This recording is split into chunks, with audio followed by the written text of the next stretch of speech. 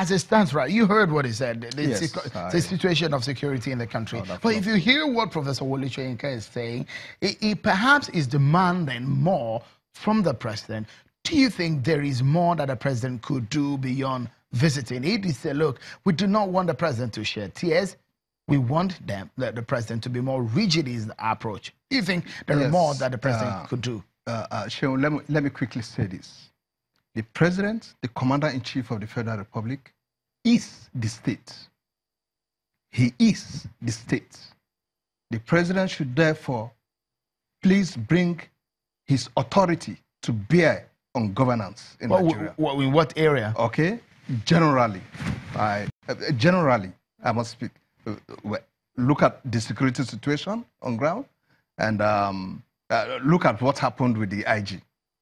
If I was the Fed commander-in-chief in his position as at then, as I am telling you that I am surprised he never went, I would immediately be announcing his retirement, asking the next fellow to remain in acting capacity until I appoint another IG. Do you think that information may be correct, considering what Mr. Ibrahim have just told us, that the man did not actually flout the president's orders? Could the governor be telling that audience a lie? Could everybody there, come on, brother, could everybody there be part of the connivance to deceive the president? The IG, like we all know, left for Nasarawa. That was clear. But to like some of us who know he left for Nasarawa, we thought he was going to come back, because the instruction from Mr. President was that you should move into Benue. But if some of the exigency of the work had to take him out, which I agree, of that location, which I agree. Well, after 1 or 2 days in Nasarawa, you could come back. Removing him might be disservice, isn't it?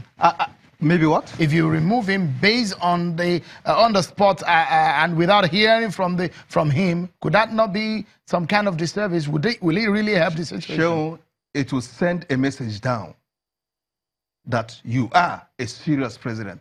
It will go a long way. But let me hasten to say this on behalf of the police. In the first place, the police is not wired to carry out some of the functions we are assigned to them. I don't see what the police are doing running around in the forest in Benue. Okay? And besides, given what's going on, we all know the police has been overwhelmed. I hope we all know that the police has got a huge manpower deficit, which runs pari passu with its own capacity deficiency, and so on. That task in Benue, Taraba, and so on are fully military tasks. Really? I mean, I used to think that military, or I know that the military is a region in terms of their job is for the territorial integrity of the country, not internal civil situations. If you read, I know the area you are looking at, but if you go back to that same place, you will see where it is said that the military also could also attend to insurrections within the territory.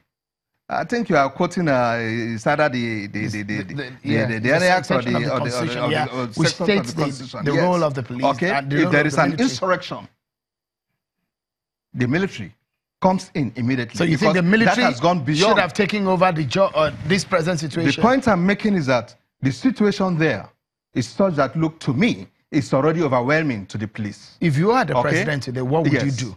I would send in the military the way he has done. It's only that I might say that, look, it rather came in a bit late, but it's better late than So what's wrong. the difference between an operation and exercise? The commissioner did say, look, yes, it's an exercise, not an operation. So if it would have had the same impact. Going into the semantics of the definition of an exercise and an operation, both of them would have really also still served the same situation. One thing we need to understand is this: the Nigerian military operates on a multi-terrain environment, Sahara, forests, and so on. So the military at all time tries to see itself carrying out its exercises and so on in most of this terrain as the opportunity crops up. All right? So like I'm saying, the exercise or whatever would have still been able to address that situation. Because, I mean, what do we do during the exercise? Some people were even contemplating perhaps a state of emergency for military to take charge of some of these areas because of the nature of the situation. Would you advise such? You know the political implications of that. All sorts of meanings will be read into it. 2019 is approaching. Although, you know what to ask Nigerians. So just in 30 seconds, yes, because please. of our time, yes. if you are to take charge or if you are to advise on this situation within the next 24 hours, what would you think, in your capacity and your knowledge, do you think will be a lasting solution to quell this crisis once and for all? Just in 30 seconds. Already in Benue, we already have the anti-grazing or the law on closed grazing. Yeah. Okay? Fine, we should make sure we give full support to that, both from the federal level and whatever. Okay? I expect that immediately we should be making funds available, okay, for both grazing lands and credit fund. I'm not saying free fund, okay? It's just that, of course, the credit level will be very low for both grazing land and for the growing of fodder, okay? And in this case, it becomes a win-win thing. Why the host communities are enjoying part of that credit for growing the fodder, which the Fulanis will use. The Fulanis also are enjoying part of that credit to enable them acquire lands on the ground, and so on. All right. There are lots of other solutions we could come in to bring into bear. Let me and it is important we bear in mind too that enlightenment has a great role to play here. Okay. And that is where I want to ask, what is the NOA doing? Okay. Mr. Bala Ibrahim, in 30 seconds, what would you say that is perhaps your own solution, advice for the nation and for leadership in this country to solve this problem once and for all? In 30 seconds, please. Leaders should be responsible and they should be responsive. Leaders should always do things, say things, act things that will unite rather than divide the society. Leaders should not create an agenda which is aimed selfishly at entrenching them in power to the detriment of the general public.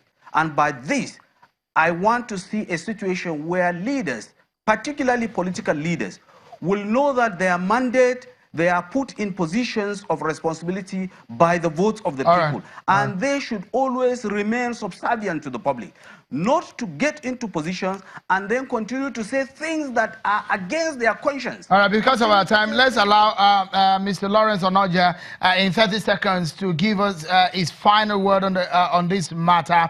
From the point of view of Benue, which has received more of these attacks, what would you say is the solution that Benue State government is bringing to the table? In 30 seconds, please.